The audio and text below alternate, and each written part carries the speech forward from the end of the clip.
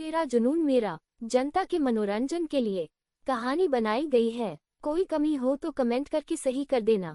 मेरे दोस्तों, मेरा नाम है सन्नो। इश्क तेरा जुनून मेरा, खुशियाँ सब कुछ ही अपने से ले गई। आज दिवाली का दिन है। ये शहर ही क्या, पूरा देश हो इस दीपावली को मनाने के लिए उत्सुक हो रहा है। वहीं दूसरी तरफ एक घर भी है जहाँ एक भयानक साजिश तैयार की जा रही है। सिंघनिया में जहाँ सभी लोग दिवाली की खुशियाँ मना रहे थे, वहीं उनकी खुशियाँ को खत्म करने के लिए कोई साजिशें तैयार कर रहे थे। शोभा जी हल्की गुलाबी साड़ी पहने, अपना खानदानी रानी हार गले में डाले, दोनों हाथों में डायमंड के कंगन पहने बहुत सुंदर लग रही थी। इस उम्र में भी उनका और अलग ही लग रहा था। वह अभी बाहर हॉल में सभी घर वालों का इंतजार कर रही थी। शोभा जी के गुरुजी ने इस बार दिवाली पूजा उनके बड़े मंदिर में करने के लिए बोला था, जिस वजह से अब पूरा परिवार वहां जाने के लिए तैयार बैठा था। ये लोग कहाँ रह गए हैं? गुरुजी ने कहा था कि समय पर पहुंचकर हमें मंगल आरती है। शोभा जी टहलते हुए ये बोल ही रही थी कि तभी उनको अपने पीछे से आवाज आती है, ओह दादी, आप तो ऐसे ही परेशान हो रही है। सब टाइम पर बड़े मंदिर पहुंच जाएंगे, आप फिक्र मत कीजिए। शोभा जी अब अपने पीछे पलट कर देखती हैं तो अथर्व और विशाल उन्हीं की तरफ आ रहे थे। उन दोनों को देखकर शोभा जी के चेहरे पर मुस्कान आ जाती है। अथर्व और विशाल ने इंडियन वेयर पहने थे, यानी कि कुर्ता पजामा। जहां विशाल ने पीला पहना था, वही अथर्व ने रेड कलर पहना था। दोनों ही बैड स्मार्ट लग रहे थे। अरे वाह, मेरे दोनों बेटे तो आज राजकुमार लग रहे हैं। शोभा जी ने उन दोनों को देखकर उनकी बधाई लेते हुए कहा। उनकी बात सुनकर विशाल और अथर्व मुस्कुराने लगते हैं। दादी, आप भी का नहीं लग रहे हो, एकदम हेमा मालिनी लग रहे हो, विशाल ने मुस्करी करते हुए कहा। उसकी बात सुनकर अथर्व और शोभा जी हंसने लगते हैं। अच्छा बच्चू, दादी से होशियारी, शोभा जी ने विशाल के कान पकड़ कर कहा। विशाल, आउच दादी, सॉरी सॉरी सॉरी। ये तीनों अपनी मस्ती में थे। तभी वहां रमेश और आभा आते हैं। उन दोनों को देखकर ये तीनों उनकी तरफ टकटकी लगाए देखने लगते हैं। आभा ने आज लाल बनारसी साड़ी पहनी थी, दोनों हाथों में भरकर लाल चूड़ियां पहनी थी, गले में डायमंड का मंगलसूत्र, कानों में गोल्ड के बड़े बड़े झुमके, और उसके साथ ही आभा ने लंबे बालों का जुड़ा बनाया हुआ था। हल्ला मेकअप, रेड लिपस्टिक, कुल मिलाकर आभा एक नए नवेली दुल्हन लग रही थी, जो इस वक्त शर्माए शर्माए सी रमेश के साथ खड़ी हुई थी। वहीं रमेश अपनी बीबी को इस रूप में देख पागल हुए जा रहे हैं। रमेश ने भी लाल रंग का कुर्ता और सफेद रंग का पजामा पहना था, साथ ही एक हाथ में महंगी वॉच थी। रमेश और आभा वहां आकर शोभा जी का आशीर्वाद लेते हैं। अथर्व, वो माँ, you so beautiful. Vishal, yes माँ, आज तो आप बहुत ही सुंदर लग रही हो। इस दोनों की बात सुनकर आभा जी एक शर्मीली मुस्कान देकर मुस्कुरा देते हैं और दोनों को अपने सीने से लगाकर भींच लेती हैं। साथ ही दोनों के सर पर हाथ फैलने लगती हैं। तभी विशाल और अथर्व की नजर आभा की आंखों पर जाती है तो वह दोनों चौंक जाते हैं। माँ, आप रो रही है, क्या हुआ आपको? अथर्व, जो अपनी माँ की आंखों में आंसू बर्दाश्त नहीं कर सकता था, उसने गुस्से में पूछा, जैसे वह अपनी माँ को रुलाने वाले इंसान को अभी मार देगा। आभा उसका गुस्सा देखकर बोलती है, बेटा, ये खुशी के आंसू हैं और यह आंसू तो कभी भी निकल जाते हैं। उनकी बात सुनकर अथर्व और विशाल ने एक दूसरे को ऐसे देखा जैसे उनको ये लॉजिक समझ न आया हो। हाँ, हम रमेश जी ने गला खनखारते हुए अपने कुर्ते पर हाथ फेरकर फिर अपने बने बनाए बालों पर हाथ फेरना शुरू कर दिया था। उनको ऐसे करता देख इन सब ने एक दूसरे को देखा और खिलखिलाकर हंस पड़े। उनको ऐसे हंसता देखकर रमेश ने मुंह बनाकर कहा, ये बात बिल्कुल गलत है। मेरे दोनों बेटों ने सिर्फ अपनी माँ की तारीफ करी, मेरी तो किसी ने करी ही नहीं। और जिनकी आप तारीफ कर रहे हो, यानी मिसेज सिंघानिया, इनको ऐसे तैयार मैंने किया है तो तारीफ भी मेरी डबल बनती है। ये बोलकर रमेश ने अपनी भवें उचकाकर सबको देखा। आभा जी ने उनकी बात सुनी तो मारे शर्म के उनसे किसी से नजरें न मिल सकी। शोभा जी, अथर्व और विशाल तीनों ने मिलकर हंसते हुए रमेश की तारीफ करी। जब जाकर उनको कुछ सुकून मिला फिर शोभा जी आभा के पास आए और उनसे बोली, भगवान बुरी नजर से बचाए मेरे दोनों बेटे और बहू को। ये बोलकर वह आभा का चेहरा अपने हाथों में लेती है और प्यार से बोलती है, बहुत खूबसूरत लग रही हो इस लाल रंग की साड़ी में। आज ऐसे लग रहा है जैसे मैं 17 साल पहले वाली आभा को देख रही हूँ। क्या माँ? ये बोलकर आभा उनके सीने में अपना मुंह छुपा लेती है। उनको ऐसे देखकर सब के सब हंस पड़ते हैं। माँ, आप सबको एक और बात बतानी थी। रमेश जी ने आभा को प्यार से देखकर अपनी माँ से कहा। शोभा जी, हाँ बेटा बोलो। विशाल और अथर्व भी उनकी तरफ देखने लगते हैं। रमेश, माँ, आप एक बार फिर से दादी बनने वाली हैं, यानी कि मिसेज सिंघानिया प्रेग्नेंट है। उनकी बात सुनकर सभी लोग चुपचाप खड़े के खड़े रह जाते हैं। उनको ऐसे देखकर आभा घबरा कर रमेश की तरफ देखती है। तभी उनको अथर्व और विशाल की चीखने की आवाज सुनाई देती है। अथर्व और विशाल एक साथ, क्या सच में हमारे घर छुटकी आने वाली है? उन दोनों की बात सुनकर शोभा जी भी खुश होते हुए, इतनी बड़ी खुशखबरी अब सुना रहे हो मुझे, ये बोलकर वह आभा को अपने गले लगा लेती है। उनके गले गले देखकर अथर्व और विशाल भी उनसे लिपट जाते हैं। आभा और रमेश उन सबको खुश देखकर एक दूसरे को मोहब्बत से देखने लगते हैं। कुछ देर बाद ये लोग मंदिर जाने के लिए यहाँ से चले जाते हैं। वहीं इस घर में एक साया कोने में छुपा इस पूरे परिवार को अपनी जलती हुए आंखों से देखे रहा था। उसने एक कहर भरी नजर उन सभी पर डाली और खुद से ही कहा, जितना खुश होना है हो लो तुम सभी, क्योंकि आज के बाद तुम सब लोग कभी हंस नहीं पाओगे। आज इस घर में दिवाली नहीं मनाई जाएगी बल्कि खून की होली खेली जाएंगी, एक ऐसे होती जो किसी ने ना देखी होगी। ये बोलकर वह साया हंसने लगता है। फिर वह वहां से अंदर घर में चला जाता है। सिंघानिया परिवार मंदिर में पाठ चुपा दान दक्षिणा करके अपनी दिवाली बाहर ही मना कर वापस आ चुके थे। वह सब घर आकर अपने अपने कमरे में चले जाते हैं। इस घर में अब हर जगह अंधेरा ही अंधेरा था। सब हल्की हल्की नाइट बल्ब जल रही थी। उसी हल्की रोशनी में दो परछाएं एक साथ हॉल में आकर खड़ी होती हैं। वह दोनों परछाएं एक दूसरे को देखती हैं, फिर अपने चारों तरफ देखकर एक दूसरे से हाथ मिलाकर अपना अपना मास्क हटा लेते हैं। एक परछाई दूसरी परछाई से, तुम तैयार हो ना इस घर को जहन्नम बनाने के लिए, जैसे तुम कहो मेरी रानी। ये बोलकर दूसरी परछाई, जो कि एक आदमी था, इतना बोलकर वह शैतानी हंसी हंसने लगता है। उसकी बात सुनकर पहली परछाई हल्की हल्की लाइट के सामने आती है। आभा और रमेश के कमरे की तरफ देखकर अपनी लाल होती आंखों से और बोलती है, कहा था ना मैंने कि मैं बहुत जल्द आऊंगी, लो मैं अब आ गई तुम्हें और तुम्हारी दुनिया खत्म करने। नैना ने ये बोलकर अपनी पीठ में छुपा तेजधारी खंजर निकालकर आपने आगे किया और उस पर किसी संकी की तरह अपनी उंगलियां फरते हुए उस आदमी से बोलती है, तुमने इस घर के सभी नौकर और गार्ड्स को पैसे लिखा दिए थे ना।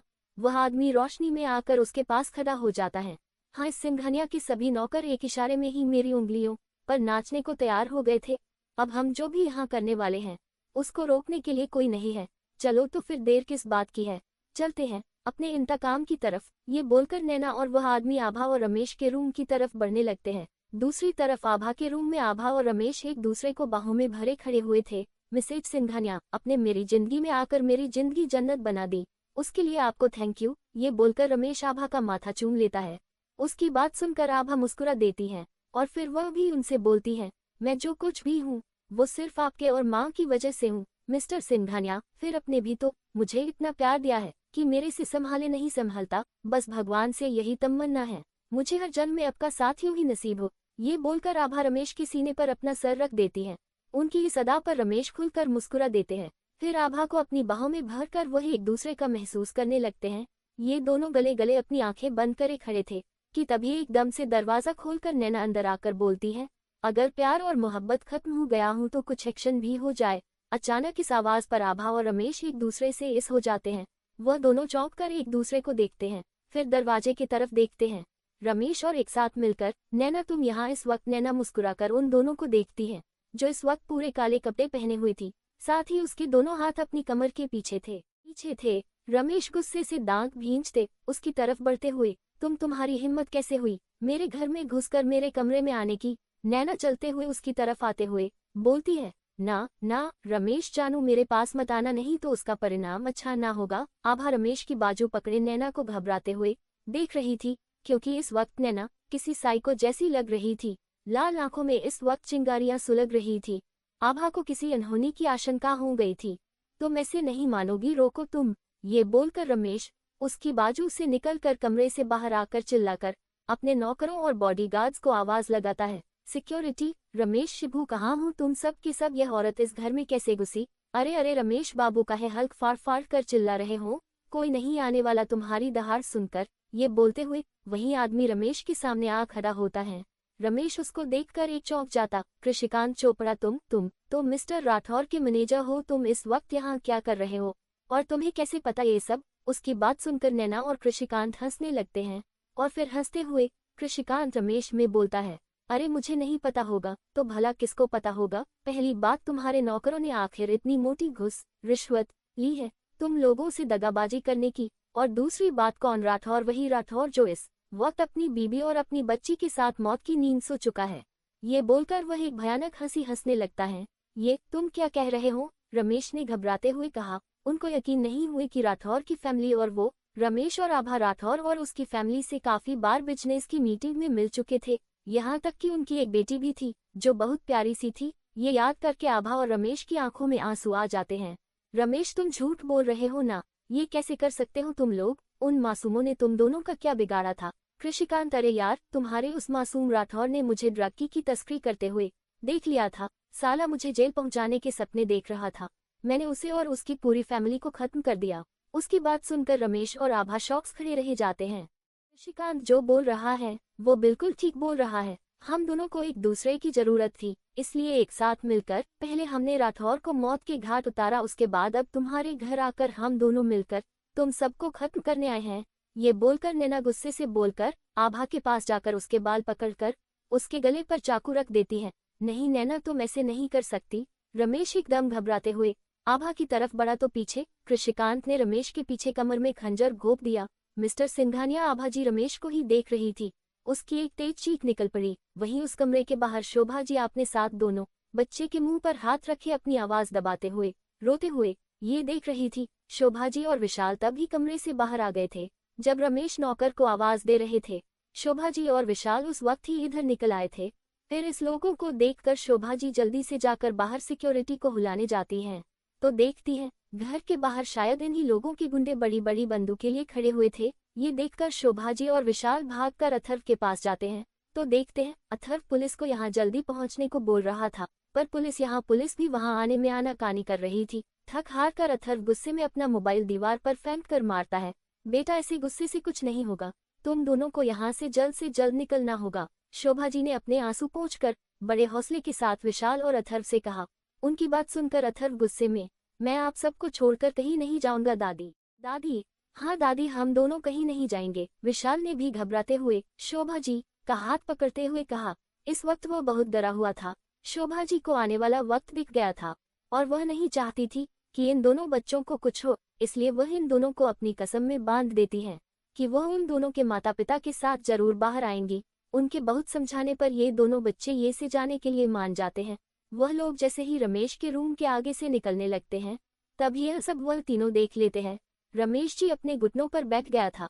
वह आभा की तरफ देखता और एक झटके में उठ नैना के पास जाकर उसका गला पकड़ लेता है। ऐसे अचानक हमला करने से नैना के हाथ से आभा छूट जाती है। वह भागकर रमेश के पास जाती है, जिसको रमेश अपने साइड से गेंद लगा लेते हैं और नैना का गला दबाने लगता है। रमेश की पीठ से भल भल खून निकल रहा था। नैना अपनी आंखें घुमा के कृषिकांत को घूरती है, जो हवन्निकों की तरह ये सब देख रहा था। नैना को गुस्से में देख वह जल्दी से जाकर आभा को अपनी तरफ खींच उसके पेट में चाकू से वार कर देता है। आभा की एक जोरदार चीख निकल जाती है। रमेश पीछे पलटकर आभा को देखता है तो उसके हाथ से नैना का गला छूट जाता है। ये देखकर नैना एक गुस्से के साथ कृषिकांत के पास जाकर उससे चाकू लेती है और ताबड़तोड़ आभा के चाकू पेट में मार देती है। ये देखकर रमेश गिरते पड़ते चिखते हुए आभा के पास जाता है तो कृषिकांत भी वही हाल रमेश का करता है। अब यहाँ इन दोनों के खून से नैना और कृषिकांत नहा चुका था। वहीं रमेश और आभा एक दूसरे के पास जमीन में लेटे अपनी आखिरी सांस लेते हुए मुस्कुराकर एक दूसरे को देखते हैं। फिर उनकी नजर खिड़की के बाहर खड़े अथर्व पर जाती है। उसकी आंखें लाल हो रखी थी। वहीं शोभा जी भी रो रही थी। उनकी कमर से विशाल लिपटा हुआ था, वह भी रो रहा था। अथर्व शोभा जी के हाथों से निकले की कोशिश करते हुए अपने आप को छुड़ा रहा था। जब उसकी नजर अपने माँ बाप पर जाती है तो वह दोनों इशारे से उसको यहाँ से जाने को बोलते हैं। नैना और कृषिकांत अपने चेहरे से खून साफ करके जैसे ही रमेश और आभा को देखते हैं, उनकी नजर बाहर देखकर उस तरफ देखते हैं तो वहाँ कोई नहीं होता, पर यह देखकर नैना रमझ जाती है कि यहाँ कोई ना कोई होगा। वो और कृषिकांत फौरन बाहर जाने को निकलते हैं तो आभा और रमेश दोनों को रोकने की कोशिश करते हैं, पर वह इस दोनों को इनको जख्यों पर लात मारकर वहां से निकल जाते हैं। रमेश और आभा आखिर थक हार कर एक दूसरे को देखते हैं और फिर एक दूसरे का हाथ थामकर अपनी अपनी आंखें बंद कर लेते हैं। मिस्टर सिंघानिया, आज हम दोनों साथ ही इस दुनिया को अलविदा बोल रहे हैं। इसमें अच्छी बात हमारे लिए क्या होगी? आभा ने रमेश को आखिरी वक्त में हार मानते देखकर यह बात बोली। उसकी बात सुनकर रमेश की आंखों से एक आंसू छलक गया। मुझे मुआफ करना मिसेज सिंघानिया, मैं हमारे इंजन में बच्चे को उन राक्षसों से नहीं बचा पाया। आभा ने रमेश की बात सुनी और सरकते हुए उनके होठों को हौले से चूमकर रमेश के सीने पर सर रखकर बोली, इसमें आपका कोई कसूर नहीं है, ये तो हमारी किस्मत में लिखा था। सब भगवान से मेरी यही दुआ है, मेरे बेटे अथर्व को इस हादसे से कमजोर नहीं बल्कि ताकतवर बनाए, एक ऐसा योद्धा बनाया कि सारी दुनिया भी अगर उसको झुकना चाहे तो वो ना किसी के आगे झुके। आभा की बात सुनकर रमेश ने नीचे सर कर के आभा का सर चुमा। फिर दोनों ने एक दूसरे को देखा। फिर देखते ही देखते दोनों की आंखें बंद हो गई, वो भी हमेशा हमेशा के लिए। दूसरी तरफ शोभा जी अपने कमरे में जो बालकोनी है वहां आती है। अथर्व और विशाल को यहाँ से नीचे उतरने को बोलती है। बच्चों जल्दी करिए, यहाँ से निकल कर तुम लोग जल्दी से भाग जाओ। नहीं दादी, मैं माँ और पापा के साथ आपको छोड़कर कहीं नहीं जाऊंगा। माँ और पापा को हमारी जरूरत है। अथर्व ने रोते हुए शोभा जी से कहा, देखो बेटा, तुम्हें यहाँ से जाना होगा। अब जो होना था वो हो चुका। अब मैं तुम दोनों की जिंदगी खतरे में नहीं डालना चाहती। रमेश और आभा को तुमने देखा था ना, वह भी यही चाहते हैं।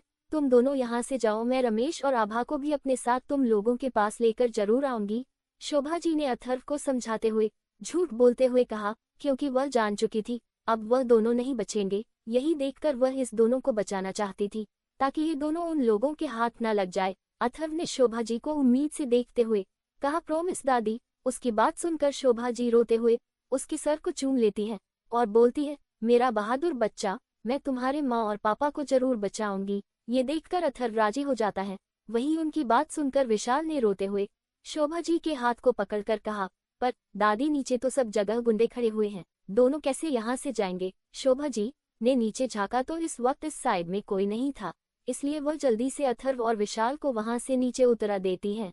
नीचे पहुंचकर अथर्व और विशाल ऊपर अपनी दादी को देखते हैं जो मुस्कुराने के साथ रो रही थी। देखते ही देखते उनके पीछे से किसी ने चाकू कमर में घोंप दिया। अथर्व और विशाल जी नीचे अंधेरे में एक साइड होकर खड़े हुए थे।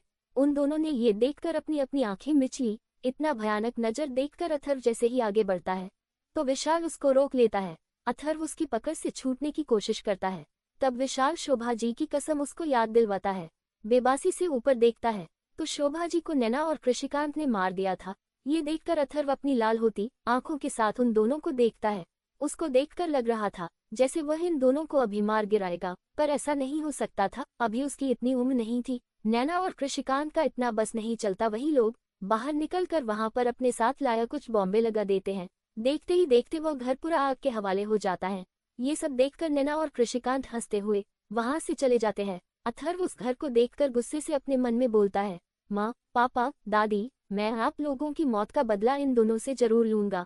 आज मैं आप तीनों की कसम खाकर बोलता हूँ, जब तक इन लोगों को मैं मौत के हवाले ना कर दूं, तब मैं चैन से नहीं बैठूंगा। ये बोलकर अथर्व विशाल का हाथ पकड़कर उस अंधेरी सड़क में कहीं गुम हो चुका था।